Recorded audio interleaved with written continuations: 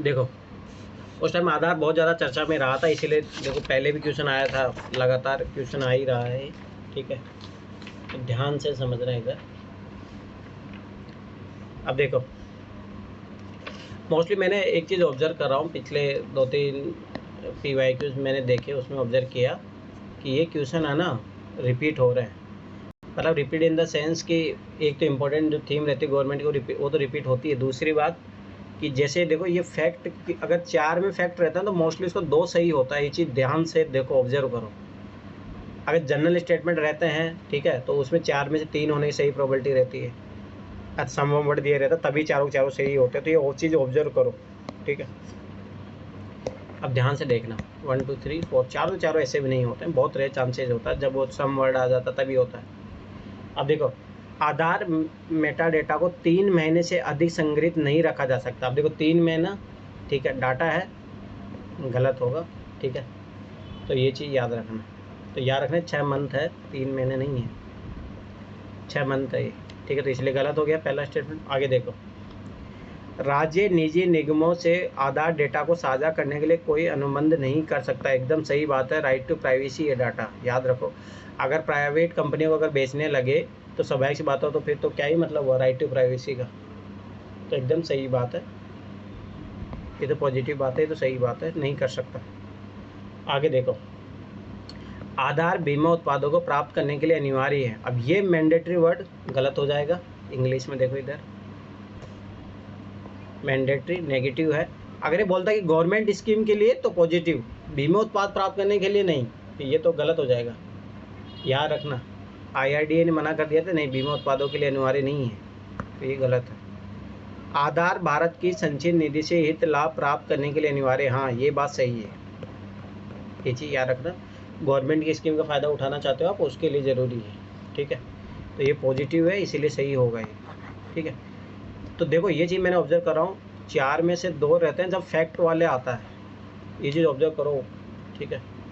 अब आ जाओ इधर, ये बहुत रिपीटेड क्वेश्चन है, आप PYQ में पता नहीं कितनी बार इस क्वेश्चन को देखोगे आप। राज्यसभा की लोकसभा के समान शक्ति किस क्षेत्र में, जहाँ पे मतलब राज्यसभा और लोकसभा को दोनों को सेम पावर हो।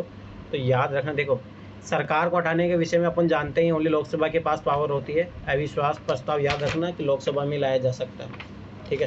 तो ये तो ओनली लोकसभा की पावर है। कटौती प्रस्ताव प्रस्तुत करने के विषय में ये भी याद रखना कि ओनली लोकसभा के में ही है, ठीक है। नहीं अखिल भारतीय सेवा गठित करने के विषय में याद रखना ये राज्यसभा का है, और यही आगे जाके क्वेश्चन बनेगा 2022 में 21 में।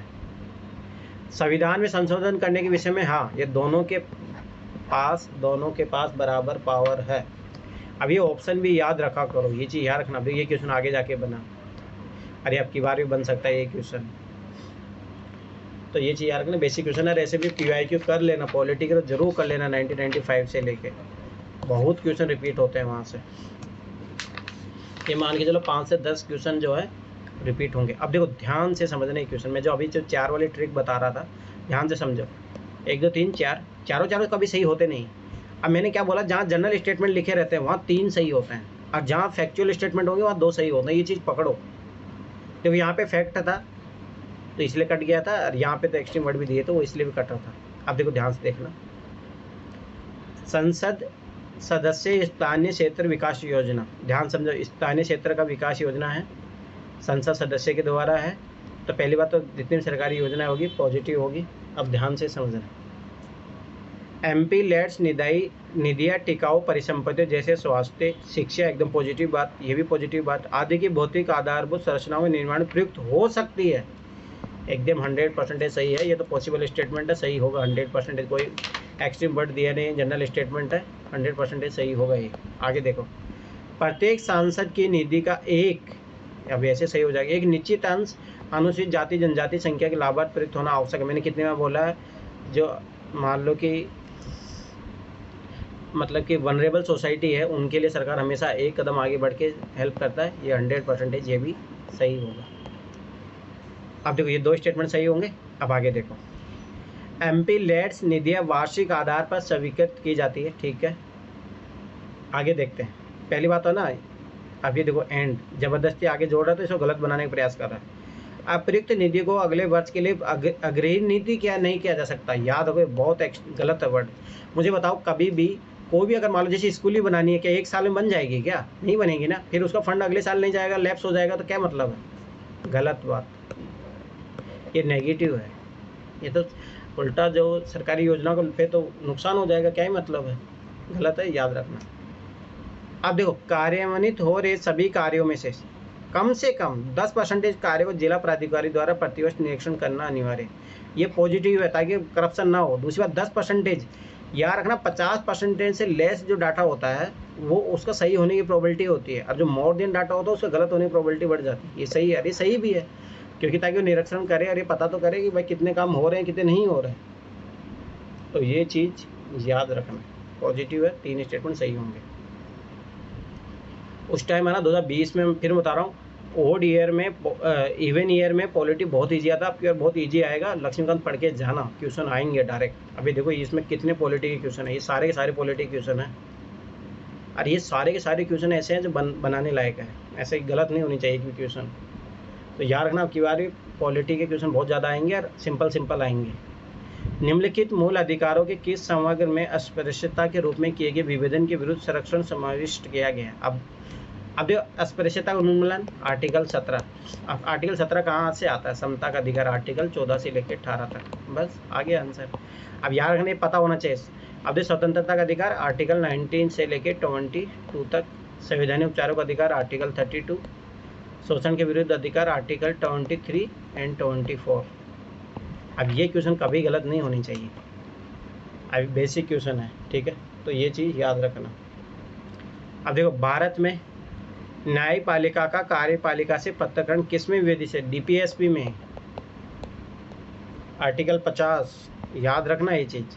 अरे सातवीं अनुसूची में संघ सूची, राज्य सूची, समवर्ती सूची के विषय में दिया गया। परंपरागत व्यवहार क्या बात करें? संवैधानिक उद्देश्य अरे नहीं, वहाँ कहाँ दिए हैं न्यायपालिका? याद रखना, आर्टिकल 50 में न्यायपालिका का कार्यपालिका से पृथक्करण किया गया। दूसरी बात, आर्टिकल 51 में, याद रखना, आर्टिकल 51 में किया गया, अंतर्राष्ट्रीय न्याय के बारे में बात की गई, अंतर्राष्ट्रीय शांति के बारे में बात की गई है। तो ये चीज़ याद रखना, डायरेक्ट क्वेश्चन पूछता है यूपीएससी। अंतर्राष्ट्रीय शांति की बात की गई आर्टिकल 51 में।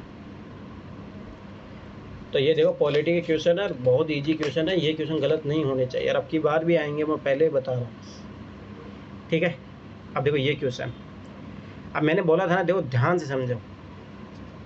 अब ये क्वेश्चन पीवाईक्यू का रिपीटेड क्वेश्चन है, 2012-13 में अपन किए थे। वित्त मंत्री संसद में बजट प्रस्तुत करते हुए उसके साथ अन्य प्रलेख भी प्रस्तुत करते हैं, जिनमें वृहद आर्थिक रूपरेखा विवरण, ठीक है, the micro economic framework statement भी सम्मिलित है। यह पूर्वतः प्रलेख निम्न किस आदेश के कारण विस्तृत किया जाता है? याद करो, स्टैटिक क्वेश्चन क्या आएगा? FRBM एक्ट, और यही है संविधान अनुच्छेद 113 को इम्पोर्टेंट नहीं है, ये फालतू की बात है, फिर ये तो ऐसे गलत जाएंगे। चिरकालीन सदस्य परंपरा कारण क्या बात कर रहे हैं?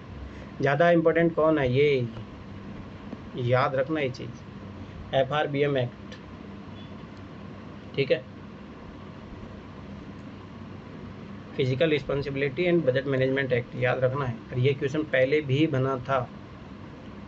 अब देखो, ये क्वेश्चन हर साल आता है, हर साल। 2021 में मिलेगा, 2023 में भी आया, आपकी बार भी आ सकता है। ये चीज़ याद रखनी, क्वेश्चन परिभाषा से आपकी बार भी आया था, याद रखना। और ये आंसर, इसी से आंसर आ रहा था आपकी बार, ये वर्ड भी याद होता ना आपके 2023 में भी। संवैधानिक सरकार का अर्थ है, कॉन्स्टिट्यूशनल गवर्नमेंट का मतलब होता है लिमिटेड गवर्नमेंट, याद रखना ये चीज़, लिमिटेड गवर्नमेंट, सीमित सरकार, आंसर यही आएगा।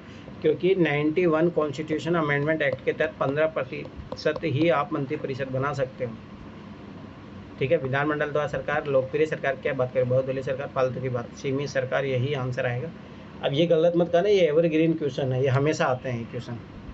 ये क्वेश्चन सेम रिपीटेड क्वेश्चन है, ध्यान से समझना। रिपीटेड है, 2011-12 में आया था, उधर 11 में। और याद रखो, हमेशा मैं एक चीज़ बता रहा हूँ, देखो फंडामेंटल राइट है ना, जितने भी फंडामेंटल राइट है वो सब ह्यूमन राइट के पार्ट है, तो ये चीज़ याद रखना। मूल अधिकारों के अतिरिक्त भारत के संविधान का निम्नलिखित में से कौन सा भाग मानव अधिकारों की सार्वभौम घोषणा 1948 के सिद्धांतों और प्रावधानों को प्रतिबिंबित करता है?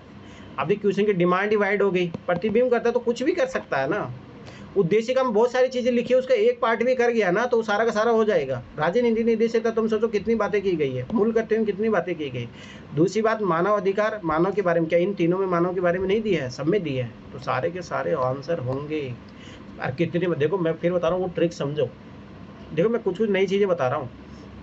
क्वेश्चन की डिमांड वाइड, तीनों के तीनों जनरल, तो सारे के सारे सही होते हैं। ये चीज़ पकड़ने का प्रयास करो। आ जाओ इधर। अब देखो ध्यान से देखना ये क्वेश्चन कैसे सही होगा। और मैं फिर बता रहा हूँ ये सारे क्वेश्चन मेरे सही हुए थे। अरे ऐसा नहीं कि मेरे को पढ़ के गया था मैं, आज ही मुझे नहीं पता, पर मुझे बस वो कॉन्सेप्ट पता है। ध्यान से देखना, भारत में तो सारे के सारे तो ऐसे सही नहीं होंगे। स्पेसिफिक डिमांड है क्वेश्चन की, सारे तो ऐसे नहीं सही होंगे। विधिक सेवा प्रदान करने वाले प्राधिकरण, ठीक है, विधिक सेवा प्रदान करने वाले प्राधिकरण निम्नलिखित में से किस प्रकार के नागरिकों को निःशुल्क विधिक सेवाएं प्रदान करते हैं? अब ध्यान से समझना, निःशुल्क विधिक सेवाएं तो गरीब होगा, ठीक है, डिप्राइव्ड सेक्शन है उसके लिए करेगा, ठीक है। अब ध्यान से देखना, सभी वरिष्ठ नागरिकों को, एकदम एक्सट्रीम वर्ड काटो, अडानी को क्या ज़रूरत होगी? अडानी के जो पिताजी थे उनको क्या ज़रूरत होगी? अभी मान लो टाटा बिरला, उसको क्या ज़रूरत होगी? काट दो, ठीक है। अब आ जाओ इधर, ध्यान से देखना, 1 लाख से कम वार्षिक आय वाले व्यक्ति को, अरे यहाँ इनको तो जरूर होना चाहिए, 100% होना चाहिए, ठीक है। अब देखो ध्यान से समझना, इन दोनों में से वनरेबल कौन है ज़्यादा? ट्रांसजेंडर, और ये तो ऐसे ही वनरेबल सोसाइटी में आते हैं ट्रांसजेंडर, तो इनको तो 100% मिलेगा, इनको नहीं मिलता, ये चीज़ याद रखना, ठीक है। तो अब मैंने बोला था ना, याद रखो, देखो फैक्ट वाले क्वेश्चन, 4 वाले स्टेटमेंट, 2 आंसर, ये समझो, ये नई ट्रिक मेरे समझ में आई है। और देखो यही होता है, और मैं फिर बार बता रहा हूँ, ऐसा नहीं, आप खुद भी अगर अपनी तरफ से देखोगे ना, मैं क्या आपको सोचने का नज़रिया बता दिया हूँ, जब आप खुद PYQ बार बार देखोगे तो आपको नई नई ट्रिक मिलेगी। जैसे मुझे 4 स्टेटमेंट के बारे में 2 नए ट्रिक मिल रहा है। अब देखो इसका तो फिक्स है अपना, इसका तो अपन एनालाइज किए थे, सोचना नहीं है, 4 में से 2 ही सही होते हैं। और ऐसे 90% हुआ है आज तक के PYQ में, ठीक है। चलो कोई नहीं, फिर देखते हैं कौन कौन सही है क्या है। अंतर्राष्ट्रीय समझौता संगठन है, विषय क्या था? अल्टा माटा घोषणा, याद रखना, लोगों के स्वास्थ्य की देखभाल के लिए था, ये बात सही है। ये अल्टा माटा घोषणा याद रखना WHO के द्वारा प्राथमिक स्वास्थ्य है ना, प्राइमरी हेल्थ, उसके लिए चालू किया गया था, तो ये 100% सही है। आगे देखो, तालोनोवा संवाद याद रखना, वैश्विक जलवायु परिवर्तन से संबंधित है, ये भी सही है, ठीक है। अब आगे देखना, ध्यान से समझना, ये क्वेश्चन आगे आपको UPSC 2022 में आएगा, यही सेम क्वेश्चन। अरे इस ऑप्शन पे काम कर लेते तो आंसर हो जाता। अंडर 2 कोलिशन याद रखना, बाल अधिकार से रिलेटेड नहीं है, ये ग्रीन हाउस गैस से रिलेटेड है, और यही सेम क्वेश्चन आएगा, सेम। इसको जाके सर्च कर लेते तो 2022 से क्वेश्चन सॉल्व हो जाता, ठीक है। अगला, हैग समझौता, याद रखना, हैग समझौता न्याय से संबंधित है, याद रखो। हैग जो है अपना स्विट्जरलैंड में, शायद वहाँ पे न्यायालय भी है, इंटरनेट कोर्ट ऑफ जस्टिस, ठीक है। तो ये चीज़ याद रखना, ऐसा ट्रिक तो है कि 4 में से 2 सही होता है, पर ये पता भी रखना है, ठीक है भाई। अब एक बार ये जाके देख लेना, इसके लिए क्या फेमस है, ये बाल अधिकारों के लिए क्या बना है, ये अच्छे से जाके R&D कर लो।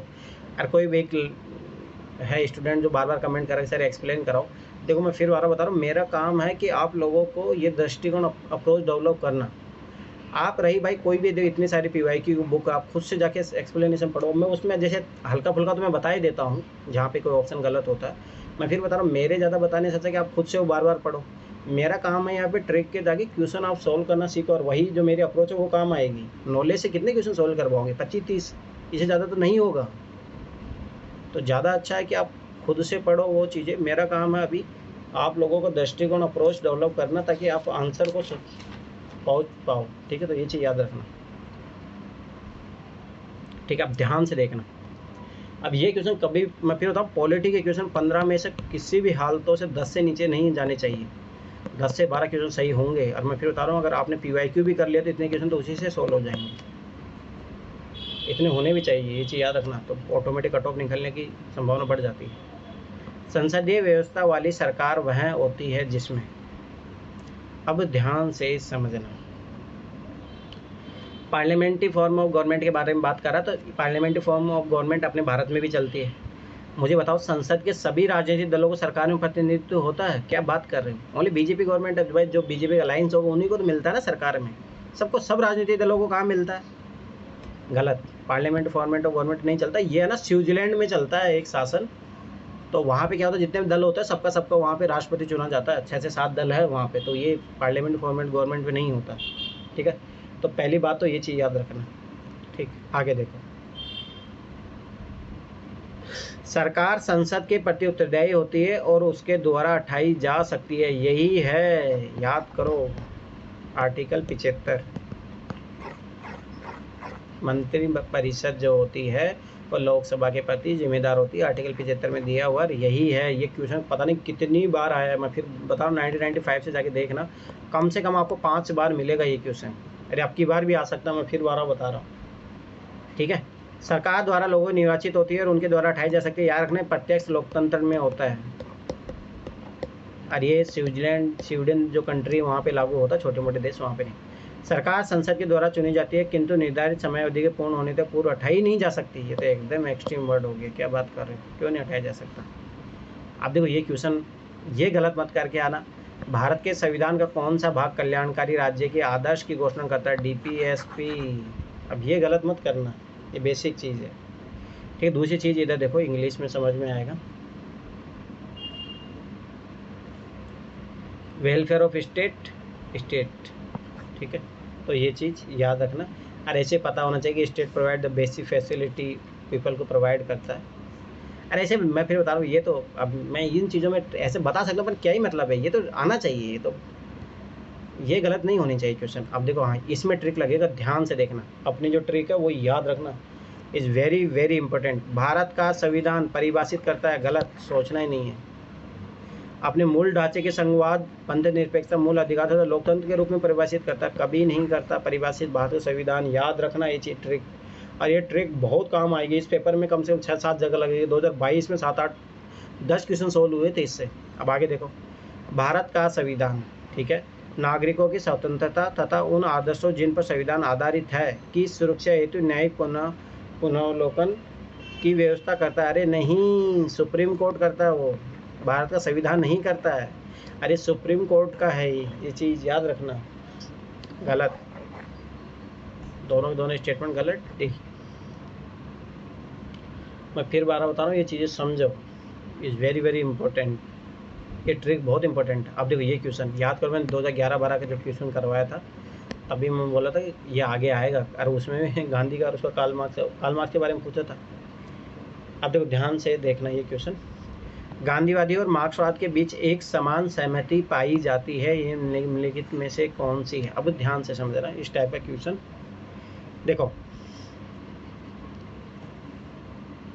कॉन्फ्लिक्ट वर्ग संघर्ष, याद रखना, गांधी कभी वर्ग समन्वय पे ध्यान देते थे, गांधी कभी नहीं चाहते थे भाई एक दूसरे में झगड़ा करे, कभी गांधी, ये तो बहुत खराब, ये तो कार्ल मार्क्स की विचारधारा, पूर्णतः कार्ल मार्क्स की है।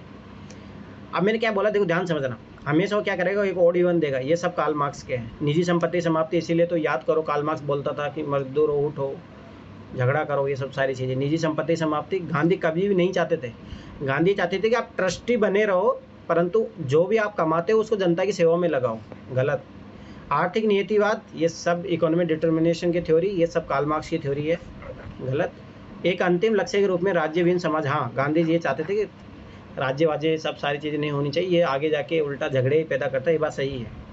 गांधी जी हमेशा चाहते थे गाँव से ही बने रहे, ज़्यादा बड़े नहीं, राज्यविहीन समाज होना चाहिए, एकदम सही बात है, ये आंसर आएगा। मैं नया क्वेश्चन, ये आंसर आने की प्रोबेबिलिटी, ये चीज़ याद रखना। अब ये तो पता होना चाहिए, आप ब्यूरोक्रेट बनने जा रहे हो, भारत के संदर्भ में पूछ रहा है, नौकरशाही की निम्नलिखित में से कौन सा उपयुक्त चरित्र वितरण करता है। बस ये देखो, an agency of implementation of public policy, यही तो काम होता है। ठीक है, तो ये चीज़ याद रखना, ये तो यही पता होना, लोक नीति को कार्यान्वित करने वाला अभिकरण याद रखना, और यही तो नौकरशाही का चरित्र होता है। ब्यूरोक्रेट क्या करते हैं, योजनाओं को इम्प्लीमेंटेशन करने का तो काम ही तो होता है उनका। ठीक है, तो वो बेसिक क्वेश्चन है, वो गलत नहीं होना चाहिए। अब मैं फिर बता रहा हूँ, ये चीज़ें ऐसा नहीं है, मेरा भी सही हुआ तो मेरे को ऐसे अलग से नहीं पढ़ के गया था, ये क्वेश्चन मेरा सही हुआ तो ऐसा नहीं है, आप घबराना नहीं है, ये इजी क्वेश्चन है, आराम से, कोई टेंशन लेने वाली बात नहीं है इसमें। ठीक है, अरे सारे स्टेटमेंट फालतू के, संसदीय लोकतंत्र की व्याप्ति विस्तार देने वाला, क्या बात करें, संघीय ढांचे सुदृढ़ करने वाला, नो। राजनीतिक स्थायित्व तो आर्थिक वृद्धि, नो। मेन काम क्या है इसका, मेन काम ये है, चलो ठीक है, आगे देखो। अब तो ये क्वेश्चन सबको पता होगा कि संविधान जो उद्देशिका का पार्ट है, ठीक है। अब देखो, इतना तो पता है कि संविधान का भाग है, संविधान का भाग नहीं है, ये तो गलत गया, ठीक है। संविधान का भाग है और वैसा ही विधिक प्रभाव रखता है जैसा कि कोई अन्य भाग। याद रखना, इस टाइप का जब भी आता है, जैसा कि, वैसा कि, ये गलत होता है, ठीक है, ये तो गलत है। अब देखो, संविधान का भाग है किंतु कोई विधिक प्रभाव नहीं रखता। यार ये तो बहुत एक्सट्रीम वर्ड हो गया। अरे कुछ तो विधिक प्रभाव रखेगा। संविधान का भाग है किंतु उसके अन्य भागों से स्वतंत्र होकर उसका कोई विधिक प्रभाव नहीं है, ये बात सही हुआ। और याद रखना, स्टैटिक क्वेश्चन तो डी तक जाओ। मोस्टली सब कोचिंग वाले ने इसका आंसर गलत दिया था। तो कभी कभी मैं फिर बता रहा हूँ, हर बार यूपीएससी है ना, कम से कम 4-5 क्वेश्चन ऐसे होते हैं जो कोचिंग वाले कभी जवाब नहीं दे पाएंगे, उसका यूपीएससी आंसर देता है। तो ये चीज़ याद रखना। मोस्टली आपको जो सोर्स है लक्ष्मीकांत में जाके देख लेना, ये मिलेगा भी नहीं वहाँ पे, बस इतना ही मिलेगा, संविधान का भाग है बस। अपन यूपीएससी एक पार्ट जाके आगे जाके क्वेश्चन पूछता है, ठीक है। तो ये चीज़ याद रखना। दूसरी बात देखो, ध्यान से देखना, संविधान भाग नहीं है तो ऐसे गलत हो गया, और मैंने और से जब भी जोड़ता तो गलत बनाता। ध्यान से देखना, अब इन दोनों में से आंसर होगा। अब देखो, अब इन दोनों में से चूज़ करना अपने को। संविधान का भाग है किंतु उसके अन्य भागों से स्वतंत्र होकर इससे कोई विधिक प्रभाव नहीं है, किंतु कोई विधिक प्रभाव नहीं रखती है, ठीक है। ये गलत हो गया, ये ज़्यादा सही है, ठीक है। और ऐसे भी है ना, मैं बताता हूँ इसके बारे में क्यों सही है ये डी वाला स्टेटमेंट। इसके बारे में क्या होता है, जब संविधान के पहले याद करना कि शायद बहुत सारे केस आए, तो उसमें ऐसा बोला गया पहले नहीं है पार्ट, फिर बाद में बोला गया पार्ट है, फिर बाद में ऐसा बोला गया है कि ये किसी शक्ति का काम नहीं करेगा, मतलब किसी सरकार के लिए, परंतु हाँ ये इतना काम करेगा कि ये मतलब जब भी सुप्रीम कोर्ट की किसी चीज़ की व्याख्या कर रहा तो उसके में आधार के रूप में इसका काम किया जा सकता, बस इसका इतना ही प्रयोग है। इसलिए आंसर इसका डी है, याद रखना ये चीज़। अब देखो, ध्यान से समझना इस क्वेश्चन को। देखो, स्वर्ण रिजर्व ट्रांस के निर्देशित करता है। स्वर्ण मतलब गोल्ड। अब मुझे बताओ, याद रखना, गोल्ड जो है अपना यूज होता है फॉरेन एक्सचेंज के लिए, foreign exchange reserve by reserve bank, ठीक है। अब स्वाभाविक सी बात है, तो किस लिए होगा। अब देखो, मैं कितने बोला हूँ, ज़्यादा इंपॉर्टेंट थीम क्या है, विश्व बैंक की ऋण व्यवस्था। आज तक कभी यूपीएससी ने ऐसे मतलब ऋण व्यवस्था के लिए विश्व बैंक, अरे विश्व बैंक तो याद रखना कि ये एक तरीके से वो अनुदान टाइप से देता है, ठीक है। तो ये चीज़ याद रखना, ठीक है। अब देखो, इंग्लिश में आओ, इस क्वेश्चन सॉल्व करने में ज़्यादा अच्छा है। ऐसे तो IMF अपने को पता ज़्यादा इंपॉर्टेंट है। Gold trend reserve refers to, अब देखो मेंबर्स ये सेंट्रल बैंक, वर्ल्ड बैंक, ये तो ऐसे गया, ठीक है। एक credit system guaranteed bye IMF या WTO। मुझे बताओ, WTO से कोई गारंटी वारंटी से नहीं देता, IMF देता है। और ये अपने पता है IMF के SDR जो बास्केट है, या पहले अपन जो गोल्ड से ही तो अपन एक दूसरे का आयात वायात करते थे, ये चीज़ याद रखना। तो याद रखना कि जो WTO है वो कभी भी वो क्रेडिट की गारंटी नहीं देता है, ये गलत हो जाएगा, अपना आंसर ये आएगा। और ऐसे IMF में फिर बता रहा हूँ, जहाँ IMF देखिए ज़्यादा इंपॉर्टेंट ये है IMF इसी के लिए, ठीक है। ऐसा थोड़ा बहुत पढ़ा हुआ भी होगा तो पता होगा, इतना तो इससे कोई नहीं, ठीक है। स्वर्ण ट्रांस, अब देखो ये क्वेश्चन गलत नहीं होना चाहिए, ये बहुत ईजी क्वेश्चन है। 1 2 3 देखो, नॉन ऑफ दिया वो तीनों सही होंगे नहीं। भारत के संविधान के भाग 4 में अंतर्विष्ट प्रावधानों के संदर्भ, मतलब DPSP के बारे में पूछ रहा है। ध्यान से देखना, वे न्यायालय द्वारा परिवर्तन नहीं होंगे, किसी भी न्यायालय द्वारा परिवर्तन नहीं होंगे। अरे भाई, वो नॉन जस्टिसेबल होते हैं, तो ये सही है। अभी देखो, इन दोनों में से कॉन्ट्राडिक्शन है, तो कॉन्ट्राडिक्शन एक ही सही होगा, तो एक ही सही हो गया और ये गलत हो गया। इस भाग में अधिकृत सिद्धांत राज्य के द्वारा कानून बनाने को प्रभावित करेंगे। अरे प्रभाव डालना, छोटा सा 0.1% प्रभाव डाल दिया, याद करो, प्रभाव प्रत्यक्ष अप्रत्यक्ष रूप से 100% सही होगा। 2 स्टेटमेंट सही होंगे, याद रखना है, ये पकड़ना सीखो ये चीज़ें, ठीक है। देखो, इन दोनों में कॉन्ट्राडिक्शन हो रहा था, तो इन दोनों में से एक ही सही है, ये जनरल स्टेटमेंट है, तो हो गया। आपने पता ही नहीं, नए पैटर्न में ये फ़ायदा है। अब देखो, आ जाओ इसमें, अब ध्यान से समझना ये चीज़। भारत का संविधान के अनुसार, बस ये जहाँ दे दिया गलत हो गया। कोई भी ऐसा व्यक्ति जो मतदान के लिए योग्य है, मतदान के योग्य होने के लिए 18 एज ही चाहिए। अब आगे ध्यान से समझो एक ही चीज़, किसी राज्य में 6 माह के लिए मंत्री बनाया जा सकता है। अरे कैसे बना सकते हैं, मंत्री बनने के लिए चाहिए 25, और तब भी जबकि वह उस राज्य के विधानमंडल का सदस्य नहीं है, गलत हो जाएगा। याद रखना कि मतदान की एज 18 साल है, पर मंत्री बनने के लिए 25 साल चाहिए, तो ये गलत। पहली बात, संविधान के अनुसार से जनप्रतिनिधि अधिनियम 1950 याद रखना, लोकसभा के लिए ये लागू होता है। 1951 जो है जनप्रतिनिधि अधिनियम, वो राज्यसभा के लिए सीटों के लिए लागू होता है। तो याद रखना ये चीज़, ठीक है। गलत ऐसे डाटा दिया था 6 माह, ये सब 6 माह होता ही है, परंतु वो तो पर ये इसमें वो पकड़ना था चीज़। अब देखो ध्यान से देखना, लोक प्रतिनिधि अधिनियम 1951 के अनुसार, ठीक है। चलो देखते हैं, कोई भी ऐसा व्यक्ति जो दांडिक अपराध के अंतर्गत दोषी पाया गया है, ठीक है। अब ध्यान से समझना आगे क्वेश्चन, दांडिक अपराध के अंतर्गत दोषी पाया गया, ठीक है। अब जैसे लालू यादव है, वो दोषी पाए गए थे, ठीक है। और अब देखो मैं बता रहा हूँ, और लगा रहा तो गलत बनाने का प्रयास किया जा रहा है। और जिसे 5 वर्ष के लिए कारावास का दंड दिया गया है। अब देखिए डाटा है 5 वर्ष की जगह याद रखना, या 2 वर्ष है, कुछ भी हो जाएगा।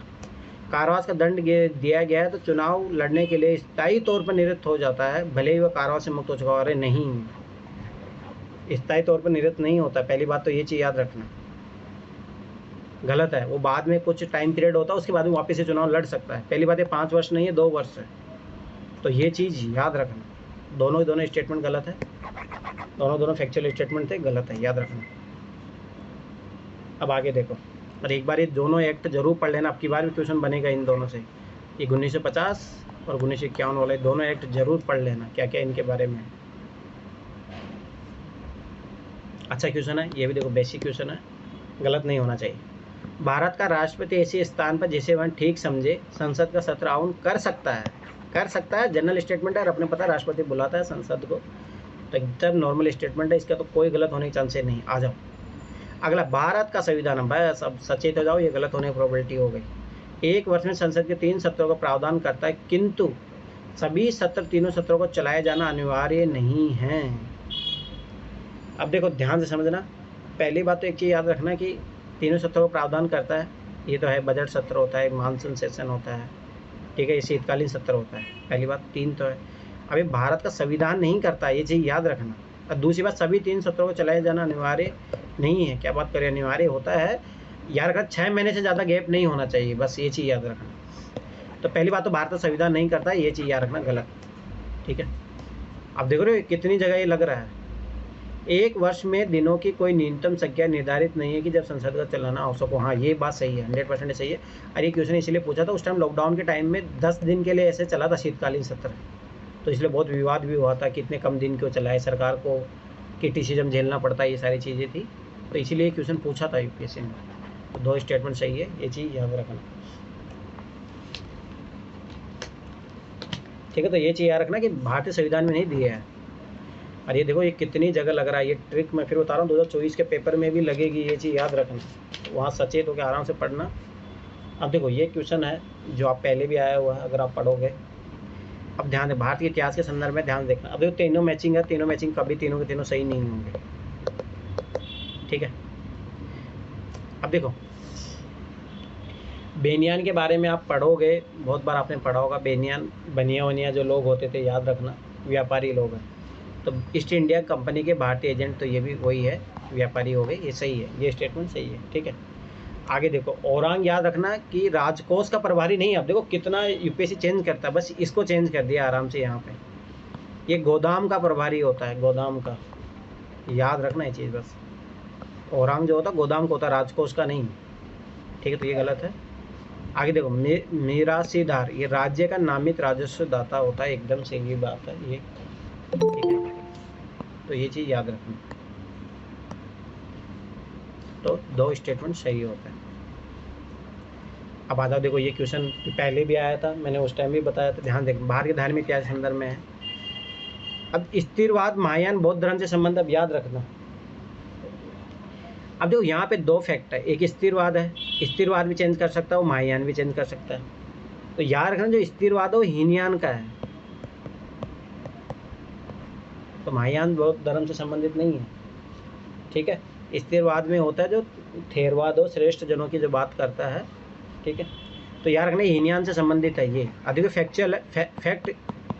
फैक्चुअल स्टेटमेंट है तो ये आराम से गलत होगा, ये चीज़ याद रखना। अब देखो आगे देखो, लोकोत्तरवादी संप्रदाय बौद्ध धर्म के महासंघिक संप्रदाय की एक शाखा थी, एकदम सही बात है, गलत नहीं है। महासंघिकों द्वारा बौद्ध के देवतारूपण ने महायान बौद्धों को प्रोत्साहित किया था। याद करो, ये सेम क्वेश्चन मैं पहले भी करवा चुका हूँ, 2018 में उधर आया था ये। 2 स्टेटमेंट सही है, याद रखना चाहिए। तीनों तो ऐसे भी सही नहीं होते हैं, कभी बहुत रेयर चांसेस होता है। जो अपन जानते हैं एप्लीकेशन क्वेश्चन आते हैं वैसे पढ़ते हैं। बहुत अच्छा क्वेश्चन था ये, ठीक है। अब ध्यान से देखना ये चीज़। निम्नलिखित में से कौन सा कथन जो है औद्योगिक क्रांति के द्वारा 19वीं शताब्दी के पूर्वार्ध में, 19वीं शताब्दी मतलब 1800 से लेके, अरे पूर्वार्ध की बात कर रहा है तो 1800 से लेके 1850 या 25 का दौर की बात कर रहा है, में भारत में पड़े प्रभाव की सही व्याख्या करता है। औद्योगिक क्रांति से क्या प्रभाव पड़ा होगा? सबाई बात है, नेगेटिव इम्पैक्ट ही पड़ा होगा भारतीयों पे। भारत में पड़े प्रभाव की बात कर रहा है तो देखो, भारतीय दस्तकारी उद्योग नष्ट हो गए थे, यही आंसर है। अरे सही बात तो है, हैंडीक्राफ्ट उद्योग खत्म हो गए थे। और यही नेगेटिव, मैंने बोला था नेगेटिव, तो नेगेटिव पकड़ो। भारत के वस्त्र उद्योग में मशीनों की बड़ी संख्या में प्रवेश हुआ। बड़ी संख्या क्या है? गलत है। अरे ऐसे पॉजिटिव चीज़ हो रही है, ये तो गलत है ना। देश के अनेक भागों में रेलवे लाइन बिछाई, क्या बात कर रहे हैं? 1854 में आई थी वो। अरे पूर्वार्ध की बात कर रहे हैं। ब्रिटिश भारत उत्पादन पर आयात पर भारी शुल्क लगाया गया था, क्या बात कर, भारतीय लगा सकते थे उस टाइम? फालतू की बात बोल रहे, याद रखना। अब इधर आ जाओ, ध्यान से समझना इस क्वेश्चन को। भारतीय इतिहास के समय निम्नलिखित घटनाओं पर विचार कीजिए। अब देखो, यही सेम क्वेश्चन अब की बार भी आया था 2023 में, ये पता होना चाहिए, ठीक है। ये कालक्रम देख लेना, घटना प्राचीन काल से आरंभ करके सही कालक्रम क्या है, टाइम पीरियड की बात बोला, ध्यान देखना। अब इधर यह है कि कहते 2 सही आएगा, 3 आएगा, ठीक है। अब इधर ये पीछे भी अपने को वही दे के रखा है। चलो अब इधर एक बार थोड़ा देखने प्रयास करते हैं अपन।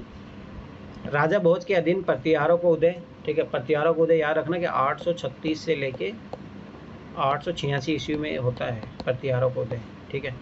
महेंद्र वर्मन फर्स्ट के अधीन पल्लव सत्ता की स्थापना, ये बहुत पहले हो जाती है 571 में। अरे ये देखो, ये बाद में होता है, याद करो। जो क्या बोलते हैं उसको, त्रिपट्टी संघर्ष, मतलब 3 लोगों जो चाहे प्रतिहार थे या और 3 चालुक्य थे, ऐसे करके तीनों में युद्ध होता है। ये बात की बात है। पल्लव तो बहुत स्टार्टिंग से थे, 5 से कहते थे 630 ईस्वी में, ठीक है। परांतक फर्स्ट द्वारा चोल सत्ता की स्थापना, तो ये याद रखना 907, चोल चेर पांड्या, ठीक है, 950। गोपाल द्वारा पाल राजवंश की स्थापना, ये 8वीं शताब्दी में। मैं बोला था ना, ये यहाँ पाल, प्रतिहार और राष्ट्रकूट होता है शायद, तीनों ये इनको पास त्रिपक्षीय संघर्ष होता है, तो ये दोनों सेम काल के रहेंगे, ठीक है। तो अपने को पता लग गया ये सबसे पहले है, ठीक है। तो 2 सबसे पहले है, तो ये 2 ऑप्शन तो अपने पास गए। फिर उसके बाद में गोपाल द्वारा 8वीं सदी में ये होता है, ये पाल वंश, ठीक है। तो 2, फिर 4 आएगा, फिर 1 आएगा, फिर 3 आएगा, ये सबसे बाद में, ठीक है। ये पढ़ लेना, एनसीईआरटी में दिया हुआ है टाइम पीरियड में, फिर बारह बता रहा हूँ, जाके देख लेना 4, और मैप देख लेना एनसीईआरटी के, क्वेश्चन जरूर आएगा वहाँ से। निम्नलिखित में कौन सा उपवाक्य उत्तर हर्षकालीन स्रोतों में प्राय उल्लेखित हुंडी के स्वरूप की परिभाषा बताता है? हुंडी थी, ठीक है। अब देखो, ऐसे एनसीईआरटी में दिया हुआ है डायरेक्ट ये क्वेश्चन। चलो कोई ना, अपन देखते, ध्यान से देखना। अब देखो, which of the following phase define the nature of hundi generally referred to in the source of the post Harsha period, ठीक है। हुंडी का लिए यूज किया जाता था, ठीक है। तो हुंडी एक चीज़ याद रखना। अब देखो यहाँ पे, अब देखो ऐसे तो पता होना चाहिए, बिल ऑफ एक्सचेंज है, पता था उस टाइम। अब देखो मान लो नहीं पता, चलो कैसे करेंगे। राजा द्वारा अपने अधीनस्थों को दिया गया परामर्श, क्या बात करें, हुंडी है भाई। हुंडी मतलब एक हांडी की तरह मान लो आप, परामर्श तो नहीं होगा ये। प्रतिदिन का लेखा जोखा अंकित करने वाले भाई, अरे नहीं, ठीक है। और दूसरी बात याद रखना कि इकोनॉमी के लिए, इकोनॉमी टर्मोलॉजी हमेशा याद रखना, यूपीएससी के लिए इंपॉर्टेंट होगी हिस्ट्री की। 2022 में क्वेश्चन आएगा तो वहाँ सिक्के इंपॉर्टेंट है यूपीएससी के लिए, तो विनिमय पत्र ज़्यादा है ना, आज भी अपन ये यूज करते हैं। सामंत द्वारा अपने अधीनस्थों को दिया गया आदेश, क्या बात कर रहे हैं, ठीक है। तो ये तो गलत है। विनिमय पत्र यार, हाँ बोलो। ये ना, ये क्वेश्चन रिपीटेड है 2018 वाले क्वेश्चन में, उसमें हिंदी में नहीं दिया है बट इंग्लिश में सेम टू सेम। हाँ, वो बिल ऑफ एक्सचेंज दिया था, विनिमय पत्र यूज होता है, ये इकोनॉमी की टर्म है ये, ठीक है। अब देखो ये क्या था, ये क्वेश्चन मैंने कैसे सही किया था, मैंने कहीं पे नहीं पढ़ा, मैं फिर बता रहा हूँ, कोई ज़रूरी नहीं है, पता नहीं, ये आपको बुक का भी पता नहीं चलेगा कहाँ से पूछा है इसने, ठीक है। अब देखो ध्यान से देखना, स्वतंत्रता संग्राम के समय लिखी गई, सोचो स्वतंत्रता पीरियड की बात कर रहा है। सकाराम, गणेश, अब मैंने पकड़ लिया था, याद करो, गणेश अपना जो बाल गंगाधर तिलक था, उसने एक मराठी ऐसे पत्रिका निकाली थी, गणेश गणेश की पूजा महाराष्ट्र में ज़्यादा होती है, ठीक है। गणेश देवस्कर की पुस्तक है देशेर कथा। अब मुझे बताओ, स्वतंत्रता संग्राम की बात है, देशेर कथा बात चल रहा है, तो देश के बारे में होगी ना, देश मतलब भारत, ठीक है। निम्न कथनों पर विचार कीजिए, अब ध्यान से देखना। इस पुस्तक ने औपनिवेशिक राज्य द्वारा मस्तिष्क की संभवत विजय के विरोध में चेतावनी दी, ठीक है, एकदम सही बात है, ये तो पॉजिटिव बात है। इस पुस्तक ने स्वदेशी नुक्कड़ नाटकों तथा लोक गीतों को प्रेरित किया, एकदम पॉजिटिव बात है, ये तो सही बात है इसमें। अब देखो ध्यान देगा, देवसर द्वारा देश शब्द का प्रयोग बंगाल क्षेत्र के लिए, क्या बात कर रहे हैं, स्पेसिफिक स्टेटमेंट गलत, देशेर कथा में देश के लिए होगा ना प्रयोग, पूरे देश के लिए प्रयोग होगा। और मैंने इसी का ट्रिक काट के सही किया था, देखो तीनों काटोगे सही हो गया था, ठीक है। दूसरी बात ये चीज़ याद रखना, 2 स्टेटमेंट सही होगा तीनों जनरल में, एक फैक्ट वाला स्टेटमेंट होगा। दूसरी बात याद रखना, ये जो है 1904 में लिखा गया था, ठीक है। 1910 में सरकार ने इसको बैन कर दिया था इस बुक को, तो 1904 के दौर में तो पूरे देश की भावना आ गई थी, उसके बाद में तो बंगाल विभाजन ये सारी चीज़ें होती हैं। अब देखो ये इसे 10 राजाओं के युद्ध की कहानी है इस पुस्तक में। अच्छा ठीक है, जो भी है, परंतु मेन बात ये पकड़ना था यहाँ पे, देश शब्द का प्रयोग हो रहा बंगाल के लिए क्यों होगा, सोचो ना। अरे बंगाल के लिए क्यों करेगा जब ये महाराष्ट्र का है, थोड़ा लॉजिक लगाना था, बस वही पकड़ना था। और मैं फिर बताऊँ, ये क्वेश्चन उसी लिए होते हैं। यूपीएससी ने क्वेश्चन हटा दिया था, रीज़न उसका था कि हिंदी और अंग्रेजी में इसका अनुवाद अलग अलग है तो ये थोड़ा गलती हो गया, तो यूपीएससी से हुआ, वो हो ही रहा है, देख रहा हूँ मैं 2020 से, तो हर बार क्वेश्चन रिपीट गलत हो, वो हटा ही रहे हैं। तो गांधी इरविन समझौता याद रखना सविनय अवज्ञा आंदोलन के बाद में हुआ था, ठीक है, 5 मार्च 1931 को, ये चीज़ याद रखना। फिर सेकेंड राउंड कॉन्फ्रेंस में जाते हैं गांधी जी पार्टिसिपेट करने, याद रखना सविनय अवज्ञा आंदोलन, ठीक है। तो राउंड टेबल कॉन्फ्रेंस में भाग लेने के लिए कांग्रेस को आमंत्रित करना, एकदम जनरल स्टेटमेंट है, ये सही है, अरे इतना तो पता भी होना चाहिए, ठीक है। आगे देखो, असहयोग आंदोलन, अरे असहयोग नहीं, सविनय अवज्ञा आंदोलन। अब देखो यहाँ पे तो लिखा है सिविल डिसोबीडियंस मूवमेंट, पर तो इन्होंने यहाँ पे हिंदी अनुवाद गलत कर दिया, ये गलत है, ठीक है। तो ये मतलब ये तो सही है, मतलब ठीक है, परंतु यहाँ पे हिंदी में गलत है, तो मैंने तो इसको अनुसार किया था, हिंदी के अनुसार तो मैं ये काटा, एक सही है, तो फिर मैंने तो यही मार दिया था। चलो ठीक है, मतलब जो भी है। आगे देखो, पुलिस की जायदादों की जांच करने हेतु गांधी जी के सुझाव की स्वीकृति नहीं, ये नहीं माना था, याद रखना ये चीज़, ये नहीं माना, केवल उन्हीं कैदियों की रिहाई जिन पर हिंसा का अभियोग नहीं था, हाँ ये सही था। तो 1-4 ऐसा कोई ऑप्शन ही नहीं बन रहा था इसमें, ठीक है। तो एक चीज़ याद रखना, तो ये मतलब हाँ ये बन रहा था 1-2-4, तो मैंने ये करके आया था भी। अरे देख रहे हो, मैं बोल रहा था नए ट्रिक जो मैंने बताया, 4 वाले में अगर जनरल स्टेटमेंट रहते तो 3 सही रहते हैं, और फैक्चुअल स्टेटमेंट रहते हैं 2 सही रहते हैं, ये पकड़ो ये चीज़। आप देखो ये क्वेश्चन ध्यान से समझना, ये क्वेश्चन किस लॉजिक से सॉल्व होगा। अस्पृश्य समुदाय के लोगों के बारे में ध्यान से समझना, लक्षित कर उनको, मतलब उन्हीं को टारगेट करके प्रथम मासिक पत्रिका विटाल विध्वंसक किसके द्वारा प्रकाशित की गई थी। अब ध्यान से देखो, ज्योतिबा फुले के बारे में अपन पढ़ते हैं, महात्मा करमचंद गांधी के बारे में पढ़ते हैं, भीमराव अम्बेडकर के बारे में पढ़ते हैं, ये तीनों है, मतलब हरिजन समुदाय उनको सपोर्ट करते हैं, परंतु अपन इतना पढ़ने के बावजूद भी ये इनके बारे में तो कभी ये इस टाइप का तो अपने को देखने को नहीं मिलता है ना, ठीक है। दूसरी बात याद रखना कि जब भी एक नया क्वेश्चन फॉर्मेट हो रहा है, अननोन क्वेश्चन है, तो ए आंसर होता है, ठीक है। दूसरी बात याद रखना, विटाल विध्वंस ये महाराष्ट्र था, तो ये जो गोपाल बाबू वलंगर है ये महाराष्ट्र के थे, और 1840 के लेकर 1900 तक इनका टाइम पीरियड रहा था, ठीक है। ज्योतिबा राव फुले के समकालीन थे, ये याद रखना, आगे जाके यूपीएससी इसी को क्वेश्चन बना सकता है।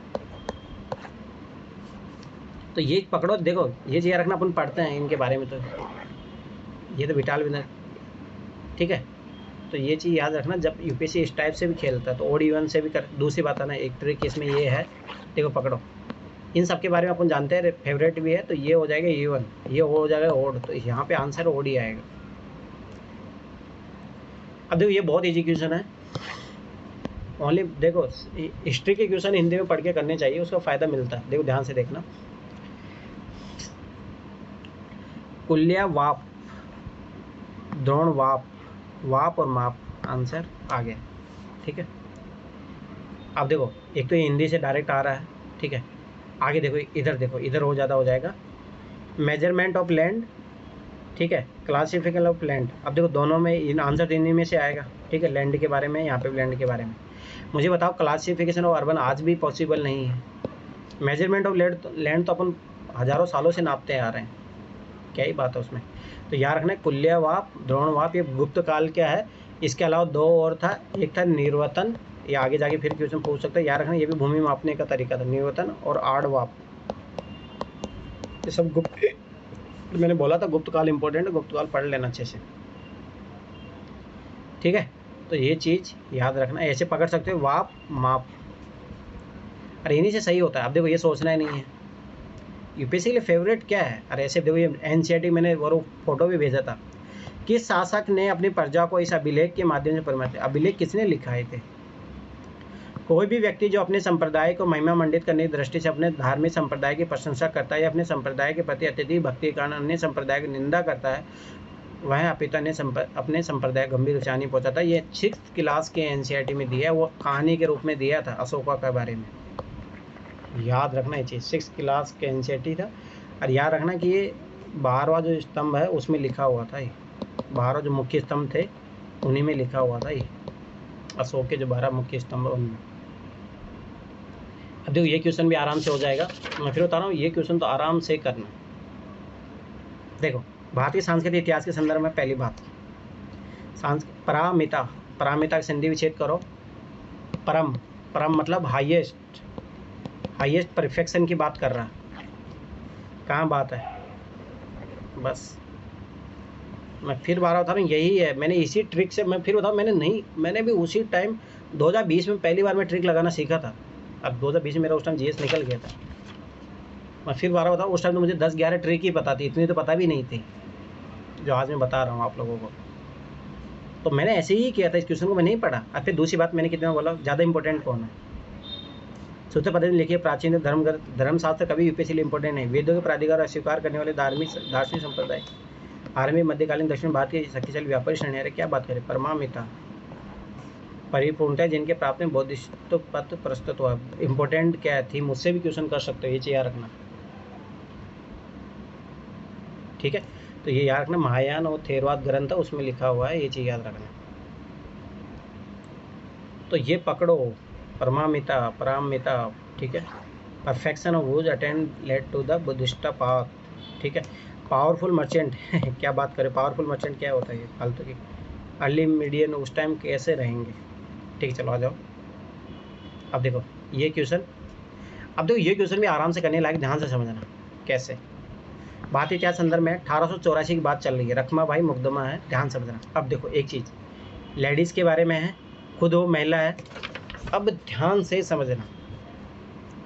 अरे अब कोई केस चलता है ना, जब भी कोर्ट में, कभी भी ध्यान से समझना, कोई केस चलता है ना, तो केस को डिवाइड कर दिया जाता है। जैसे मान लो कि महिला से संबंधित को आया, तो महिलाओं में बहुत सारी समस्या है। अब महिला से संबंधित जो समस्या है उसमें भाई किससे रिलेटेड है, विवाह से संबंधित है, किस चीज़ से रिलेटेड है, उसको भी फिर डिवाइड कर दिया जाता है। तो बस समझ बात है, एक ही चीज़ में, एक ही केस में 3-4 चीज़ें नहीं चलेगी, ये हमेशा याद रखना। अब देखो महिलाओं की शिक्षा पाने का अधिकार, चलो ठीक है। सहमति की आयु, एज ऑफ कंस्टेंट, दाम्पत्य अधिकार को, ये दोनों एक चीज़ है। तो यहाँ पे ओड इवन पकड़ना था, ये इवन है, ये ओड है, ये अलग चीज़ हो गई ना, अलग चीज़ हो गई। आंसर 2 स्टेटमेंट सही, क्योंकि सहमति की आयु मतलब विवाह की आयु, और विवाह होगा तभी तो बच्चे होंगे, तो दाम्पत्य का अधिकार। तो ये चीज़ याद रखना, ये चीज़ समझना। अरे रखना भाई, मुद्दा था उसी से रिलेटेड। और दूसरी बात, एक और देखो, एक तो ये तरीका था, दूसरा देखो मैंने क्या बोला, 1 2 3 नन ऑफ द अबव, तीनों जनरल स्टेटमेंट है, ठीक है। तीनों आने की प्रोबेबिलिटी है, परंतु किस पर केंद्रित था, तो स्पेसिफिक कर दिया, तीनों नहीं आएंगे, 2 आएंगे बस, याद रखना। स्पेसिफिक डिमांड होगी, केंद्रित है तो स्पेसिफिक पूछ रहा, अपने से सोचना ही नहीं है। अब आ जाओ इधर,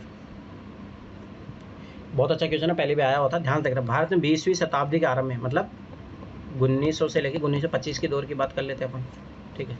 20वीं शताब्दी, नील की खेती का ह्रास हुआ, आरंभ में नील की खेती का ह्रास हुआ। अब सबाई की बात है, याद करो 1917 का आंदोलन, महात्मा गांधी का चंपारण आंदोलन क्यों हुआ था, नील की खेती के करवाई जा रही थी, 3 कट्टिया प्रथा थी कि 1/3 भाग में आपको नील की खेती करानी पड़ेगी। फिर याद करो वहाँ गांधी आंदोलन करने जाते हैं, उसके बाद में वापस वहाँ से ले लिया जाता है वो सारी चीज़ें। दूसरी बात क्या हुआ था कि आर्टिफिशियल जो है वो बन गया था नील, इसलिए ये इसका जो है नील की खेती का ह्रास होता है। ये मुझे पता था, सोचो मैंने वर्ल्ड हिस्ट्री में कहीं पढ़ के रखा था ये, इसलिए मेरा सही हो गया था। चलो ठीक है, अब देखते, ध्यान से देखना। नील की खेती, मैं फिर बता दूँ, इसीलिए पीटी में बैठने, इसीलिए याद रखना ना, जो मेंस की तैयारी करके रखते हैं उनको बहुत एक्स्ट्रा एडवांटेज होता है, 10 से 15 क्वेश्चन होगा, ये चीज़ हकीकत याद रखना। इसलिए मैं बोलता मेंस की तैयारी रखो तो पीटी ऑटोमेटिक हो जाता है। इस समय तक जापान के द्वारा जो डाई होता है ना, डाई कलर, वो मार्केट में आ गए थे सस्ते, इसलिए अंग्रेजों का नील वाला जो कॉन्सेप्ट था वो फेल हो गया। हाँ वही है कारण। अब ध्यान से देखते हैं, नील की खेती का ह्रास हुआ तो मतलब स्वाभाविक बात है उसके उत्पादन में कमी आ रही है। अब देखो ध्यान से समझ रहे हैं, नील के उत्पादकों के अत्याचारी आचरण के प्रति काश्तकारों का विरोध। क्या बात कर रहे हैं, अंग्रेजों विरोध कर पाओगे उस टाइम? गांधी जी एक ही जगह तो कर पाए थे, बहुत जगह तो चल ही रहा था, ये नहीं है रीजन, ठीक है। नई खोजों के कारण विश्व बाजार में इसका अलाप कर होना, हाँ ये एक कारण है जो सबसे बड़ा रीजन बनेगा इसका, यही है आंसर। नील की खेती का राष्ट्रीय नेता द्वारा विरोध किया जाना, क्या बात करें, ओनली गांधी गए था, राष्ट्रीय नेता कहाँ विरोध कर रहे थे। उत्पादों के ऊपर सरकार का नियंत्रण, अरे वो तो था ही, उससे क्या होता, उल्टा हो तो ज़्यादा उल्टा उसमें होगा, तो ये चीज़ याद रखना, आंसर इसका यही है, ठीक है। अब देखो ये, अरे ये तो मैंने बताया था 12th क्लास के एनसीईआरटी में था ये वाला क्वेश्चन। अब देखो याद करो 2018 का क्वेश्चन, अभी वही क्वेश्चन वेलेजिली ने, याद करो वहाँ पे ऑथर वेलेजी दे दिया था, फोर्ट विलियम कॉलेज की स्थापना, अरे उसका था लॉर्ड वेलेजी। वेलेजी ने कलकत्ता में फोर्ट विलियम कॉलेज की स्थापना किस लिए की थी? अब ध्यान से समझना, कुछ ना कुछ पर्पज रहा होगा, कुछ उद्देश्य रहा होगा, तभी किया होगा। फोर्ट विलियम कॉलेज है, ध्यान समझना। उसे लंदन में स्थित बोर्ड ऑफ डायरेक्टर ने ऐसा करने के लिए कहा था। ये देखो ये फालतू की बात है, सोचना भी नहीं है, ठीक है। दूसरी बात मुझे बताओ, बोर्ड ऑफ डायरेक्टर का तो खत्म कर दिया गया था 1857 के एक्ट से ही, पर हाँ ये वेलेजिल तो उस टाइम का था ना, छोड़ो नहीं, उससे पहले था, छोड़ो। अब पहली बात है ना, ये लॉजिकल बात है, बोर्ड ऑफ डायरेक्टर ने ऐसा कहा था तो अच्छा है, उसकी बात मानेंगे। अरे कोई पर्पज होगा ना, ये चीज़ समझो, कुछ उद्देश्य होगा उसका। वह भारत में प्राच्य ज्ञान के प्रति अभिरुचि पुनः जागृत करना चाहता था। क्या बात कर रहे हो, अंग्रेज तो ऐसा ही उल्टा उन चीज़ों से दूर भागते थे। स्टैटिक पार्ट है, आंसर डी तक जाएगा, समझ लेना। वह विलियम कैरी तथा उसके सहयोगियों को रोजगार प्रदान करना चाहता था। क्या बात कर रहे हो, कुछ उद्देश्य होगा। वह ब्रिटिश नागरिकों को भारत में प्रशासन हेतु प्रशिक्षित करना चाहता था, हाँ ये है उसका एम, याद रखना, फोर्ट विलियम कॉलेज। मैं फिर बार बता रहा हूँ, ये चीज़ याद रखना, ठीक है। अरे पता होना चाहिए इतना सा भी। अब देखो भारत के इतिहास के संदर्भ में उलगुलान अथवा महान उपद्रव निम्न किस घटना का विवरण है? स्टैटिक पार्ट, डी तक आंसर। 1857 का विद्रोह नहीं, उलगुलान याद करो, बिरसा मुंडा जो थे वो इसीलिए जाने गए थे, महान उपद्रव इसी को बोला जाता है, 1819 बिरसा मुंडा विद्रोह, याद रखना ये चीज़। अब ये भी पता होना चाहिए, ये देखो टाइम पीरियड दिया है तो ये आगे जाके क्वेश्चन में पूछा है इससे। आगे देखो, प्राचीन भारत के विद्वान साहित्यकारों के संदर्भ, ये भी 6th क्लास के एनसीईआरटी में दिया है, 6th क्लास के एनसीईआरटी में। इस पेपर में कम से कम बहुत सारे क्वेश्चन 6th क्लास के एनसीईआरटी से थे, ठीक है। अब ध्यान से देखना ये चीज़, 3 फैक्टर तो एक सही होगा, अपना ट्रिक काम करेगा, ये चीज़ याद रखना। पाणिनि जो है पुष्यमति संघों से संबंधित, याद रखना नहीं, वो पुष्यमति संघों से पतंजलि से संबंधित थे, याद रखना। और पाणिनि जो है 6 ईसा पूर्व थे, याद रखना, ठीक है। अरे इन्होंने पाणिनि अष्टाध्यायी ग्रंथ की रचना की थी,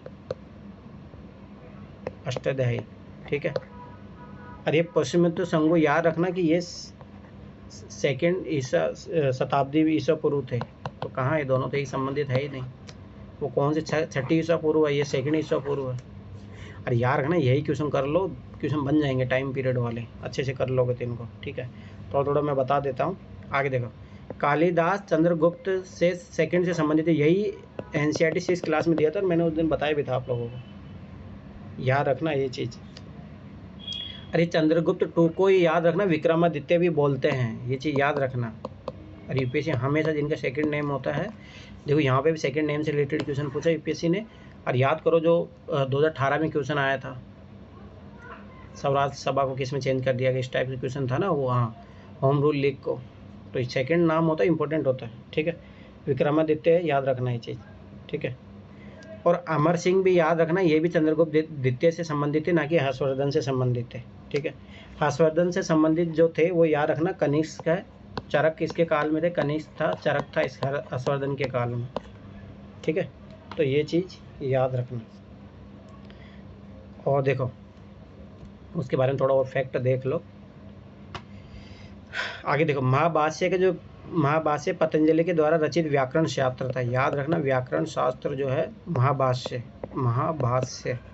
वो पतंजलि के द्वारा रचित व्याकरण शास्त्र है। याद रखना, पतंजलि ने रचा था ये आगे जाके क्वेश्चन भी बनेगा। दूसरी बात, चंद्रगुप्त द्वितीय के 9 रत्न थे। याद रखना, 9 रत्नों में क्या क्या है? धन्वंतरी है, सप्रणक है, अमर सिंह है, शंकु है, बेताल भट्ट है, घटक पर है, कालिदास है, वराहमिहिर है और वरुचि। तो ये 2-3 याद रखना, धन्वंतरी याद रखना, कालिदास याद रखना, वराहमिहिर याद रखना। ये चंद्रगुप्त 2 से संबंधित है, जो विक्रमादित्य भी बोला जाता है जिसको। अब देखो, यही पहले भी क्वेश्चन आया था, याद करो, न्यूक्लियर ट्रांसफर से रिलेटेड। ठीक है, ये वही चीज़ है, याद करो, पहले भी क्वेश्चन आ चुका है और ये 2021 में फिर से आएगा ये क्वेश्चन। मानव प्रजनन तकनीक में अभिनय प्रगति के। अब देखो, मानव प्रजनन तकनीक में, ठीक है, अभिनय प्रगति मतलब न्यू टेक्नोलॉजी डेवलपमेंट हुआ है। प्राकेंद्रिक स्थानांतरण, न्यूक्लियर ट्रांसफर किसके लिए होता है? सोचना ही नहीं है, किसी रोगाणु को निदान के लिए होगा। संतान में सूत्रकोणिका वाले रोगों को निरोध के लिए। अब देखो, पॉजिटिव है, स्थानांतरण किया जा रहा है तो कुछ बीमारी से बचाने के लिए किया जाएगा ना। स्टैटिक पार्ट डी आंसर आएगा। इन विट्रो अंडे के निषेचन धातु संक्रमण का उपयोग क्या बात करें? संक्रमण उत्पन्न करने वाले कोशिकाओं अनुवंशिक रूपांतरण। 9 स्टेम कोशिकाओं को क्रियात्मक भ्रूणांक। अब देखो, ये क्वेश्चन है ना 2022 में आएगा स्टेम कोशिका वाला, और ये क्वेश्चन देखो 2021 में फिर से आएगा, ये सूत्रकोणिका वाला रोग वाला, जो पूर्णतः माता से ट्रांसफर होती है, वो वाला क्वेश्चन 2021 में। ये चीज़ याद रखना। अब आगे बढ़ो, देखो ध्यान से देखना, इसके सारी कोचिंग वाले आंसर गलत दिया था पर मेरा सही हुआ था। अब देखो ध्यान से देखना, क्यों ये पांचों के पांचों आंसर नहीं है। ये पूछा, ये पढ़ा करो हमेशा, विकास की वर्तमान स्थिति में, अभी प्रेजेंट में क्या हो रहा, हो सकता कल हो सकता, परंतु ये अभी पूछा है तो इसने लिमिटेशन लगा दिया। तो याद रखना, पांचों के पांचों सही नहीं होंगे, और अपन जानते हैं जब 5 में से 2 घटाओ 3 सही होते हैं। कृत्रिम बुद्धिमत्ता आर्टिफिशियल इंटेलिजेंस किस किस के कार्य प्रभावी रूप से कर सकती है? अरे ये देखो, यहाँ पे भी स्पेसिफिक दे दिया, प्रभावी रूप से, इफेक्टिव रूप से, मतलब बहुत सार्थकता से हो, उसमें एरर ना हो। तो ये दोनों चीज़ें इसको लिमिटेशन कर दी है। औद्योगिक इकाई में विद्युत की खपत कम करना, ये आराम से कर रहा है बहुत आजकल, अच्छे वो, जैसे क्या होता है ध्यान समझना। आर्टिफिशियल इंटेलिजेंस कल भी बता रहा था आपको एग्जांपल, जैसे IoT है, ये सब क्या होता है, जैसे आप मान लो गेट से बाहर निकले तो आपका रूम का ऑटोमेटिक लाइट बंद हो जाएगा, तो ऑटोमेटिक हो गया तो समझ बात है, विद्युत खपत कम हो गई ना। ठीक है, तो ये एकदम 100% कर सकता। आगे देखो, लघु कहानी और गीतों की रचना, ये तो हो सकता, अगर ये स्टेटमेंट लिख के आता ना तो हो सकता था, कोई बड़ी बात नहीं थी। पर ये देखो, ये वर्ड लगा दिया तो गलत हो गया, सार्थक। अरे मुझे बताओ, मनुष्य नहीं गा सकता। अभी जैसे मान लो मैं कोई नई गाना गाना चाह रहा हूँ, मैं कुछ भी गा रहा हूँ, तो वो सार्थक कहाँ हो गया? समझ रहे हो ना, सार्थक मुझे मीनिंगफुल होना चाहिए। ये देखो, यही पकड़ना था इसमें, ये गलत है, और मैंने यही काटा था, और मेरा इसीलिए ही सही हुआ था। ये चीज़ मैंने जैसे 2 काटा था, मेरा सही हो गया। सारी कोचिंग वाले इसका डी आंसर दे के रखे थे। देखो मैं फिर बताऊँ, यूपीएससी का PYQ करो, आपको समझ में आ जाएगा। हाँ बोलो। यहाँ पे वो जो गैजेट है अलेक्सा वाला, वो सुनाता तो है। अरे सार्थक सही सुनाता, सार्थक इन द सेंस उसका कुछ सेंस होता है, और वो हर कोई, अरे उसमें है ना, उसमें फीचर्ड किया जाता है। आप उसको बोलो एलिसा अभी मान लो कि बादल छाए हो और ऐसा कोई गाना गाओ, वो गा देगा क्या? समझ रहे हो ना ये चीज़, सार्थक मतलब समझ रहे हो ना, मीनिंगफुल होना चाहिए, वो नहीं गा पाएगा। ये चीज़ समझो। अरे पूछ रहा विकास की वर्तमान स्थिति में, दूसरी बात प्रभावी रूप से करना चाहिए, इफेक्टिव होना चाहिए, 100% कुछ भी एरर नहीं होनी चाहिए। रोगों के निदान में ये तो कर सकता है आराम से, कोई बड़ी बात नहीं है। ठीक है, टेक्स्ट से स्पीच, ये तो आजकल अपन खुद ही यूज करते हैं, जाके देखो वॉइस आराम से, ये तो कोई बड़ी बात नहीं। उसको दोनों ये तो आराम से मोबाइल में, आज मोबाइल में फीचर यूज कर रहे हैं, ये तो चलो ठीक है। विद्युत ऊर्जा का बेतार संचरण, मुझे बताओ कैसे होगा बेतार संचरण? और जो भी आर्टिफिशियल इंटेलिजेंस, अरे नहीं, गलत बात, याद रखना। बिना वायर तुम ट्रांसफ़र कर पाओगे विद्युत को, जो भी अभी तो नहीं हुआ है ऐसा, कोई आगे हो जाए एक अलग बात, अभी तो नहीं हुआ, याद रखना ये चीज़। और अभी प्रेजेंट टाइम में पूछ रहा। अब ध्यान से देखना, दृश्य प्रकाश VLS तकनीक के संदर्भ में। अब देखो यही क्वेश्चन पहले भी आया था, फिर आया और आगे फिर आएगा। पॉजिटिव है, टेक्नोलॉजी के बारे में पूछ रहा, ध्यान से समझना। VL 375 से 780 नैनोमीटर वाली विद्युत चुम्बकीय किरणें स्पेक्ट्रम में तरंग दैर्ध्य को उपयोग करती है। अब याद रखना है, ये जो रेंज में दिया रहता है डाटा सही रहता है, इसको मत काटना, ये सही है। अब याद करो 2011-12 का मैंने बोला था, इधर पढ़ो। VLS is known as the long range optical wireless communication. क्या बात करें लॉन्ग, अरे नहीं शॉर्ट। अरे देखो ना, विजिबल लाइट कम्युनिकेशन, जहाँ तक लाइट विजिबल होगी वहीं तक ना, सब जगह से ही हो जाएगा। लॉन्ग नो, गलत, यही पकड़ना था। याद करो मैंने उस टाइम 2011-12 के क्वेश्चन किए थे, तब भी यही मैं बोला था, यहाँ पे यूपीएससी फंसाता है। ठीक है, तो ये चीज़ याद रखना। दूसरी बात देखो, ध्यान से इसको यहाँ से भी कनेक्ट करो, क्वेश्चन से कनेक्ट करो। दृश्य प्रकाश संचार में दीर्घ परासी प्रकाश बेता संचार के रूप में, अरे जहाँ प्रकाश रहेगा वहीं पे, तो ये कमरे वमरे के भीतर होता है। VLC ब्लूटूथ की तुलना में डेटा की विशाल मात्रा को अधिक तेजी से प्रेषित कर सकता है। मैंने क्या बोला, जब भी नई टेक्नोलॉजी आ गई तो पुराने वाले से अच्छी होगी, 100% सही होगा, तो कोई गलत होने के चांसेज ही नहीं है। ठीक है, आगे देखो, VLC में विद्युत चुम्बकीय विभक्तीकरण नहीं होता है, पॉजिटिव बात है, अच्छी बात है। तो लॉस कम होगा तो अच्छी बात है ना। 3 स्टेटमेंट सही है। अब मैंने बोला जनरल स्टेटमेंट आते हैं, 3 होने की प्रोबेबिलिटी हो जाती है। 1 2 3 नन ऑफ द अबव, तीनों होंगे नहीं। अब देखो ब्लॉकचेन तकनीकी के बारे में, अब देखो यही 2018 का क्वेश्चन था, ब्लॉकचेन तकनीकी वहाँ पे भी पूछा था, याद करो। अब देखो ध्यान से देखना, पॉसिबल स्टेटमेंट को ले लेंगे। यह एक सार्वजनिक खाता है, एक सही होने प्रोबेबिलिटी है, जिसका हर कोई निरीक्षण कर सकता है, पॉजिटिव बात है, परंतु जिसे कोई भी एक उपभोक्ता नियंत्रित नहीं कर सकता। तो डिसेंट्रलाइज मैनर में हो रहा है, एकदम 100%, ये तो सही बात है। ब्लॉकचेन तकनीक जो है या तो क्रिप्टो करेंसी इसी पे आधारित है, इसीलिए सब उसमें माइनिंग करके अपना निकालते रहते हैं, वो सारी चीज़ें होती हैं। ये तो सही है, सकता भी दिया है, पॉजिटिव भी बात करा, डिसेंट्रलाइज मैनर की बात करा। ब्लॉकचेन की संरचना और अभिकल्प ऐसा है कि इसका समूचा डेटा केवल क्रिप्टो करेंसी के विषय में, क्या बात कर रहे हो, मुझे बताओ। को टेक्नोलॉजी है, ठीक है, स्टार्टिंग में क्रिप्टो करेंसी के लिए आई, परंतु आज उसका यूज़ नहीं कर सकते, हर जगह यूज़ कर सकते हैं। आज बैंकिंग सिस्टम में यूज़ किया जा रहा है, गलत, केवल स्पेसिफिक स्टेटमेंट गलत होगा। ठीक है, आगे देखो, ब्लॉकचेन के आधारभूत वैशिष्ट्यों पर आधारित अनुप्रयोगों को बिना किसी व्यक्ति की अनुमति के विकसित किया जा सकता है। हाँ, क्यों नहीं, तभी तो अच्छा है। ह्यूमन इंटरफेरेंस होगा तो प्रॉब्लम क्रिएट होगी ना वहाँ पे। ठीक है, तो 2 स्टेटमेंट सही होंगे, याद रखना चाहिए। अब आ जाओ इधर। अब देखो ये क्वेश्चन मेरा सही हुआ था, सब कोचिंग वाले इसका 4 दे के रखे थे, मैं फिर बार बताऊँ, पकड़ने का प्रयास करना। अब देखो 1 2 3 4 है, ध्यान समझो। कार्बन नैनो ट्यूब के संदर्भ में, कार्बन है और नैनो ट्यूब कोई बनी है, ध्यान देखना। मैंने कैसे इसको गलत किया था, ध्यान से समझना। इनको मानव शरीर में औषधि और प्रतिजनों के वाहक के रूप में प्रयुक्त किया जा सकता है, सही है। औषधियों के रूप में हाँ हो सकता है, कार्बन नैनो ट्यूब पहुँचाने के लिए प्रतिजन एंटीजन को वाहक के रूप में किया जा सकता है। अब देखो मैंने क्या काटा था, ध्यान देखना। इनको मानव शरीर के क्षतिग्रस्त भाग के लिए कृत्रिम रक्त कोशिकाओं के निर्माण में बनाया जा सकता है, ये गलत। अरे मुझे ब्लड सेल्स कैसे बना दोगे आप, जो भी कृत्रिम कार्बन नैनो ट्यूब से। ठीक है, तो ये चीज़ याद रखना, ये गलत था, मैंने यही काटा था इसको, तो मेरा सही हो गया था। जैसे देखो दूसरा काटो, अच्छे आंसर आ गया था, तो मेरा सही हुआ था। उस टाइम भी मैंने यही काटा था, मैं कृत्रिम कैसे हो जाएगा ये। ठीक है, आगे देखो, इनका जैव रासायनिक संवेदकों में उपयोग किया जा सकता है, हाँ ये तो सही है। ठीक है, कार्बन नैनो ट्यूब जैव नियमकरण, अगर भाई सब की बात है पॉजिटिव है तभी तो इसको अप्लाई किया जा रहा है, तो बायोडिग्रेडेबल तो जरूर होगी, 100% होगी, सही है। 3 स्टेटमेंट सही होंगे। देख लो जहाँ 4 में से 3 सही होते हैं, जहाँ फैक्चुअल आता है वो 2 सही होते हैं। देखो, खेतों में फसल पर कीटनाशी छिड़कना, ठीक है, तकनीकी को वर्तमान स्तर पर उपयुक्त निम्नलिखित गतिविधि में से किस ड्रोन के सफलतापूर्वक किया जा सकता है, एप्लीकेशन पूछ रहा है। ड्रोन का देखो, आकाश में उड़ता ड्रोन, खेत में फसल छिड़काव भाई आराम से, सक्रिय ज्वालामुखी मुखों का निरीक्षण करना, हाँ उड़ता हुआ कर लेगा, क्या दिक्कत है।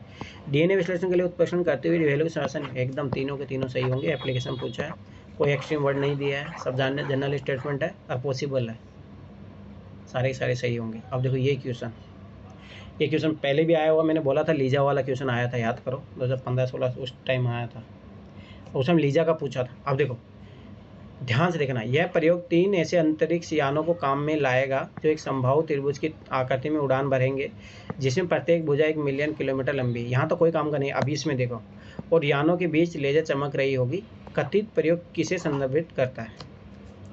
अब देखो ध्यान से देखना, पकड़ो यहाँ पे देखो, लीजा पाथफाइंडर, इवोल्ड लीजा, ठीक है, आंसर इन दोनों में से आएगा, ये दोनों गया काम से, ठीक है। अब देखो दूसरा, ये लीजा पाथफाइंडर है, कोई पुराना था, इसका इवोल्ड वर्जन आ रहा है। इवोल्ड मतलब नया आएगा, नया आएगा तो अच्छा होगा ना पुराने की तुलना में, तो यही आंसर होगा इवोल्ड। इवोल्ड मतलब इसका एक और एडवांस फॉर्मेट आएगा, ठीक है, तो ये चीज़ याद रखना।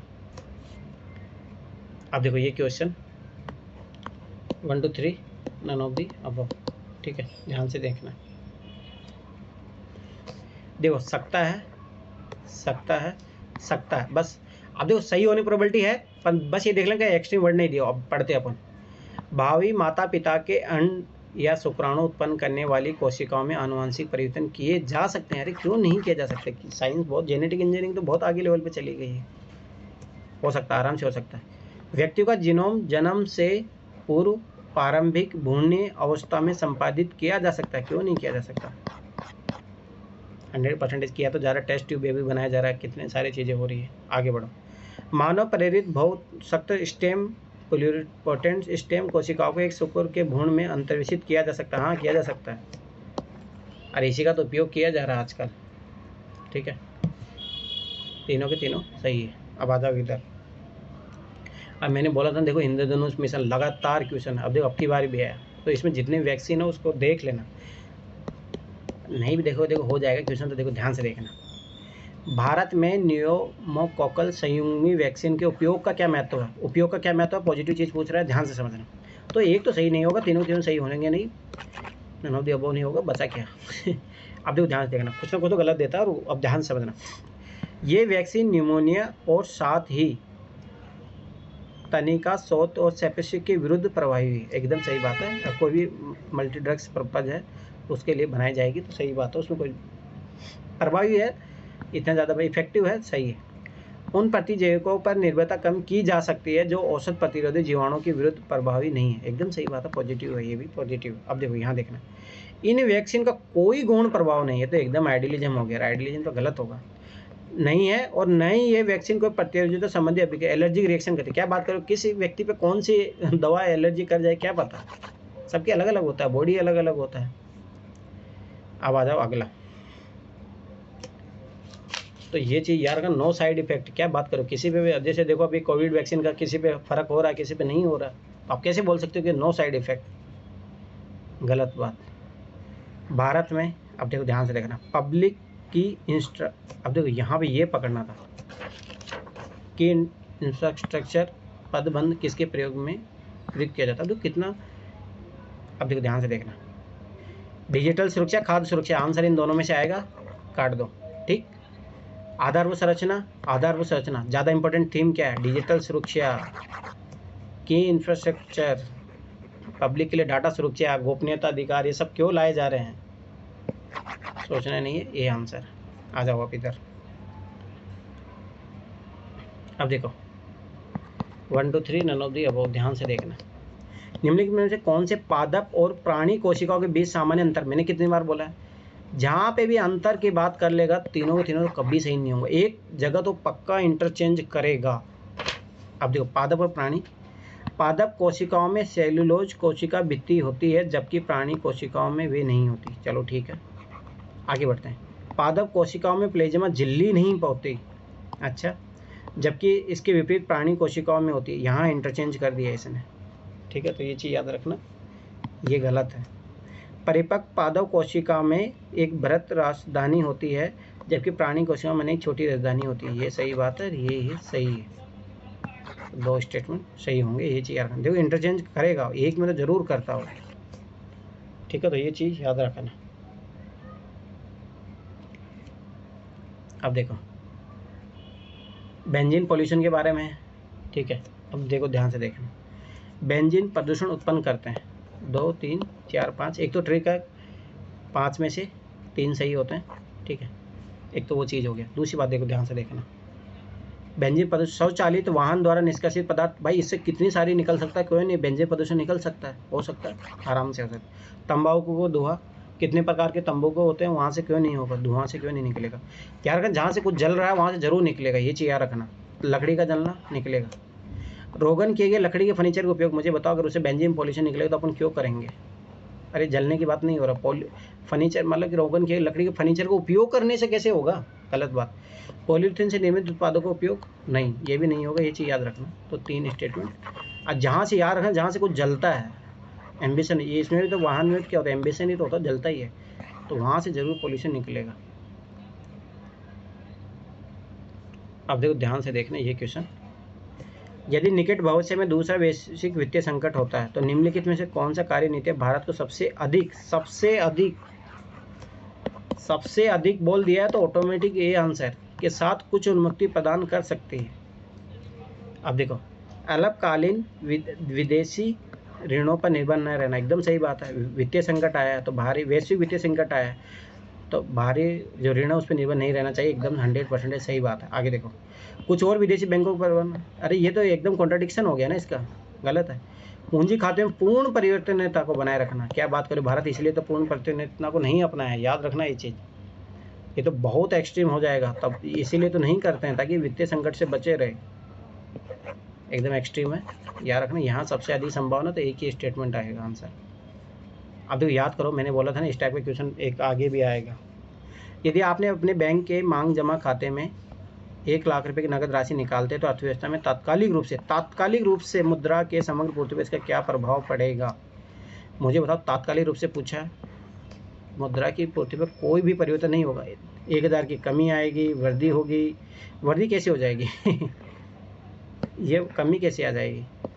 मैंने कितने बोला था, याद रखो, जब आप 100 रुपये जमा कराते बैंक उसका मल्टीपल, याद करो, इस 2019 के पेपर में करवाया था, वही सेम क्वेश्चन है ये। तो आपके 100 रुपये का 100 गुना, वो 10 गुना मार्केट में छोड़ के रखता है, आपका ये 100 रुपये निकाल भी है तो कुछ फर्क नहीं पड़ेगा, ऑलरेडी वो यहाँ से कितना पैसे कमा चुका होगा। तो याद रखना ये चीज़, to leave it unchanged answer. और ये देखो फैक्चुअल है, गलत होंगे, ये चीज़ याद रखना, ठीक है। तो और आगे अपन कल कर लेंगे, कल छुट्टी भी है, कल मैं उधर टेस्ट तो देने जाऊँगा नहीं, कर लेंगे अपन क्लास, ठीक है। मैं फिर बता रहा हूँ, देखो यही चीज़ें हैं, लागू करोगे आराम से, कुछ क्वेश्चन गलत भी होंगे, कोई बात नहीं है, परंतु ज़्यादा प्रोबेबिलिटी अपने पास ये रहती है कि सही करने की, ठीक है।